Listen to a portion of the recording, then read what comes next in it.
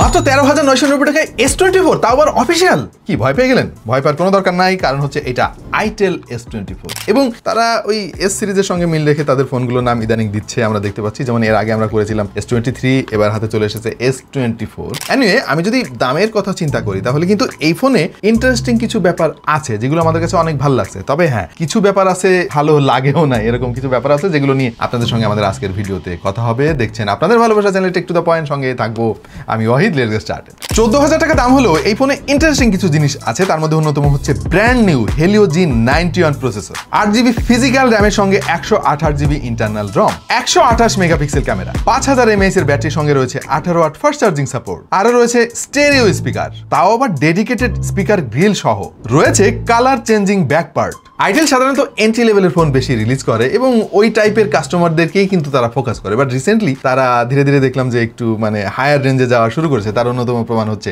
S24 এবং এই ফোনে তারা প্রিমিয়াম ডিজাইন দেওয়ার চেষ্টা করেছে। ব্যাক পার্টে এরকম রাউন্ড আকৃতির ক্যামেরা হাউস কিন্তু ইদানিং অনেক ফোনে আমরা দেখতে পাচ্ছি, আইটেলও পিছিয়ে নেই। তবে ডিজাইনটা তারা একেবারে সিম্পল রাখার চেষ্টা করেছে। ফোনের বডিতে অবশ্য আইটেল লেখাটা আমি কোথাও পেলাম না, তারা এখানে লিখে দিয়েছে design by itel super, branding এও তারা একটু নতুনত্ব আনার চেষ্টা করছে। এনিওয়ে, পেছনে তারা গ্লাস ফিনিশ দিয়েছে, এটা অ্যাকচুয়াল গ্লাস না, বাট দেখতে গ্লাসের মতো লাগে এবং এই ব্যাক পার্টটা কিন্তু কালার চেঞ্জ করতে পারে কিছুটা গিরগিটির মতো। সরাসরি রোদের আলোতে ধরলে এটা কিন্তু কিছুটা পিঙ্ক কালার ধারণ করে, যেটা কিছুক্ষণ পরে আবার স্বাভাবিক অবস্থায় ফিরে আসে। ফোনটার আগাগোড়া সবই প্লাস্টিকের, তবে ফ্রেমটার কোয়ালিটি আমার কাছে অনেক ভালো লেগেছে। সিলভার কালারের এই ফ্রেমটা কিন্তু ফোনের সৌন্দর্য আরো অনেক বাড়িয়ে দিয়েছে। ফিঙ্গারপ্রিন্ট সেন্সরটা তারা মার্চ করেছে পাওয়ার বাটনে এবং দরকারি সব পোর্টস কিন্তু জায়গা মতোই রয়েছে। ব্যাক পার্টে হাতের ছাপ লেগে যাওয়া নিয়ে আমি একটু ওয়ারিড থাকি সবসময়, বাট এই ফোনটাতে আসলে হাতের ছাপ লাগলেও ওইটা খুব একটা চোখে পড়ে না। এনিওয়ে, আমরা সবাই তো ব্যাক কভার ইউজ করি সব ফোনে, সুতরাং ওইটা খুব একটা বড় ইস্যু হবে বলে আমার কাছে মনে হচ্ছে না। মোট দুইটা কালারে এই ফোনটা অ্যাভেলেবেল, একটা হচ্ছে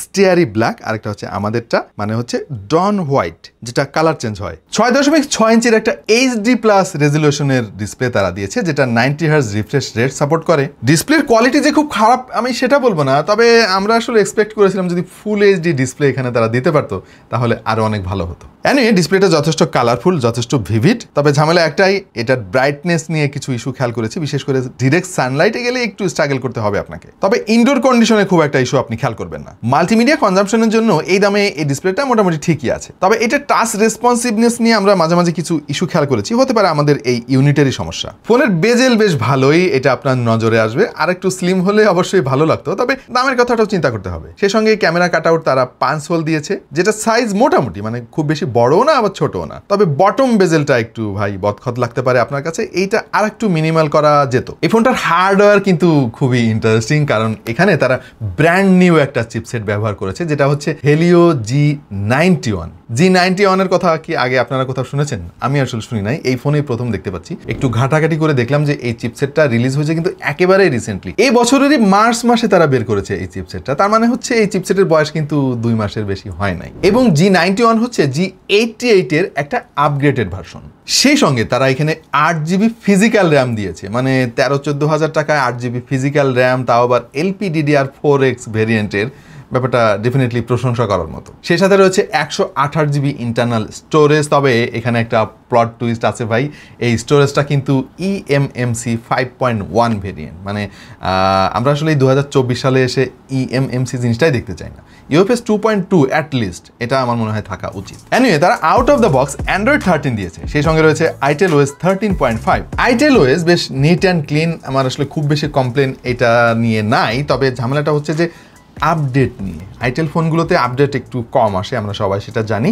আমি আইটেলের সঙ্গে এটা নিয়ে কথা বলেছি এবং তারা আমাদেরকে জানিয়েছে যে মেজর আপডেটগুলো হয়তো পাওয়া যাবে, শিওর না আর কি, হয়তো পাওয়া যাবে, তবে সিকিউরিটি আপডেটগুলো নিয়মিত পাওয়া যাবে আইটেল ফোনে। একটা জিনিস স্বীকার করতে হবে, আইটেল OS কিন্তু আগের চাইতে অনেক বেটার হয়েছে এখন, যদিও এখনো কিছুটা হেভি লাগে আমার কাছে। আর একটু লাইট ওয়েট যদি করা যেত এবং আর একটু ফার্নিশড করা যেত তাহলে আরো অনেক প্রিমিয়াম লাগতো। এবার হচ্ছে পারফরমেন্স নিয়ে একটু আলাপ করে ফেলি। বেসিক্যালি 13-14 হাজার টাকা দামের একটা ফোনের কাছ থেকে তো আমরা অনেক ভালো পারফরমেন্স আশা করি না, আমিও আসলে করি নাই। আর G91 যেহেতু নতুন একটা চিপসেট, আমরা আসলে পারফরমেন্স নিয়ে একটু বেশি ঘাটাঘাটি করছি এবং আমাদের চোখে যেটা আমরা দেখতে পেয়েছি বা বুঝতে পেরেছি সেটা হচ্ছে যে এটা আপনাকে মোটামুটি একটা পারফরমেন্স দিতে পারবে। ধরেন ডে টু ডে লাইফে আমরা যে ধরনের কাজ সবসময় করি সেসব কাজ করতে খুব একটা সমস্যা হবে না। বেশিরভাগ সময়ে আমরা 10-12টা অ্যাপ ব্যাকগ্রাউন্ডে রাখি, হোয়াটসঅ্যাপ, ফেসবুক, ইউটিউব, অনেকে ইমো ব্যবহার করেন, আবার আপনাদের মধ্যে অনেকে আছে না ওই যে টিকটক ব্যবহার করেন, মানে এরকম মিলাই ঝেলাই আর কি। অ্যাপগুলো তো কমনলি আমাদের ব্যাকগ্রাউন্ডে থাকে আর এই ধরনের সিচুয়েশনে খুব একটা প্রবলেমে আপনি পড়বেন না। তবে আপনি যদি অনেক অ্যাপ ব্যাকগ্রাউন্ডে রাখেন তখন মাল্টিটাস্কিং এ একটু প্যারা খেয়ে যাবেন। তবে অ্যাপ ওপেনিং টাইমটা আমার মনে হয় আরেকটু বেটার হতে পারতো, considering the fact it has 8GB RAM.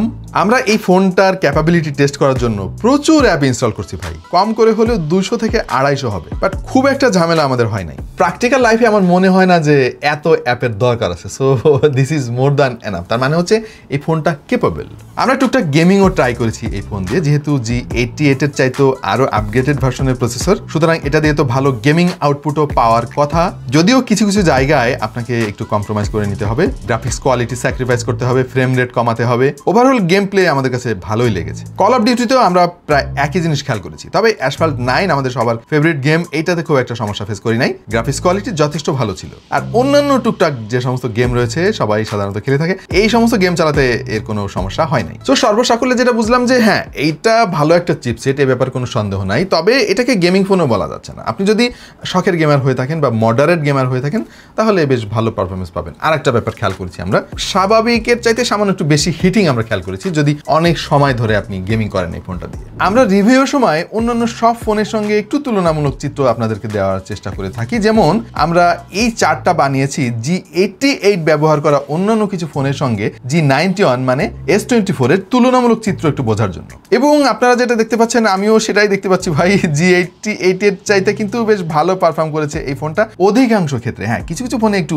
Better perform আমরা দেখতে পাচ্ছি। পাশাপাশি 14,000 টাকা প্রাইস রেঞ্জের অন্যান্য ফোনের সঙ্গে যদি এটার একটু তুলনা করার চেষ্টা করেন তাহলে দেখবেন যে ফোনটার স্কোরের দিক দিয়ে উপরের দিকে রয়েছে। এই চারটা হচ্ছে আইটেলের রিসেন্টলি করা আমাদের সমস্ত রিভিউর একটা তুলনামূলক চিত্র, এবং আমরা দেখতে পাচ্ছি যে মাঝামাঝি অবস্থানে রয়েছে এই ফোনটা। AnTuTu টেস্ট করেছিলাম আমরা, এবং আপনারা অনেকে AnTuTu স্কোর জানতে চান। এই ফোনে স্কোর এসেছে 2,61,590, গিগবেঞ্চে 402 এসেছে সিঙ্গেল করে, মাল্টি করে 1,298। অলরাইট, 108 মেগাপিক্সেলের ক্যামেরা তারা এখানে ব্যবহার করেছে, সে সঙ্গে রয়েছে 8 মেগাপিক্সেলের একটা সেলফি শুটার। আইটেলের ওয়েবসাইটে গিয়ে দেখলাম তারা এটার ক্যামেরা নিয়ে অনেক বেশি আশাবাদী এবং প্রচুর ফিচার আছে যেগুলো নিয়ে আমি আসলে বলতে চাই না, কারণ অনেক কমন হয়ে গিয়েছে। এনিওয়ে, লুজলেস জুম নামক একটা জিনিস তারা এখানে ইন্ট্রোডিউস করেছে। তারা দাবি করছে যে 3x জুমেও লুজলেস কোয়ালিটি আউটপুট পাওয়া যাবে, এবং আমরা কিন্তু কিছুটা হলেও তার সত্যতা পেয়েছি। এই ছবিগুলো খেয়াল করে দেখেন, বিল্ডিং এর এই ছবিটা অনেক্সে তোলা এবং পাশের এই ছবিটা 3x এ তোলা, বেশ ভালোই কোয়ালিটি দিতে পেরেছে।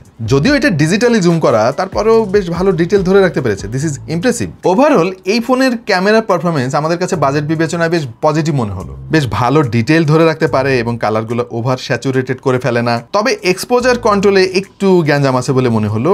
এখানে আমার মনে হয় আরেকটু ইমপ্রুভ করা দরকার ছিল। আর কিছু কিছু লাইটিং কন্ডিশনে ফেস্টোনকে একটু স্মুথ করে ফেলে। পোর্ট্রেট ফটোগ্রাফি যে সবসময় ঠিকমতো কাজ করে সেটা না, মাঝে মাঝে একটু স্ট্রাগল করে, যেটা হওয়ারই কথা। সেলফি ফটোগ্রাফি ওকে টাইপের, 8 মেগাপিক্সেলের একটা সেন্সর কি বা করতে পারে বলেন। ওভারঅল এর ছবির কোয়ালিটি আমাদের প্রত্যাশার চাইতে বেটার ছিল। ভিডিও করা যাবে সর্বোচ্চ 2K রেজলিউশনে 30 FPS এ। এতে EIS আছে, যেটা অন করে দিলে মোটামুটি স্টাবিলাইজেশন পাবেন। পাশাপাশি তারা আরো কিছু দারুণ জিনিস অ্যাড করেছে, যেমন ভিডিও করতে পারবেন আপনি ব্যাকগ্রাউন্ড ব্লার করে, যেটা একটু বেশি দামি ফোনে আমরা দেখি। আরো রয়েছে ডুয়াল ভিডিও করার সুবিধা, মানে ওই যে একই সঙ্গে সামনের পেছনের ক্যামেরা দিয়ে আপনি শুট করতে পারবেন। এটা ব্লগারদের জন্য মাঝে মাঝে একটু কাজে আসতে পারে।